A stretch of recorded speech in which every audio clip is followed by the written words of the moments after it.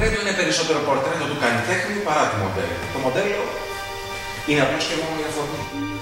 Αν ένας άνθρωπος τολμούσε να ζήσει τη ζωή του γεμάτα, απόλυτα,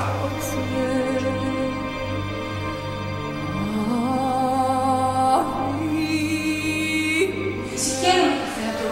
Μπορώ να μιμηθώ ένα πάθος που δεν αισθάνομαι, αλλά δεν μπορώ να μιμηθώ το πάθος που μου καίει. Το πορτρέτο θα σηκώνει από εδώ και πέρα όλο το βάρος των αμαρτιών.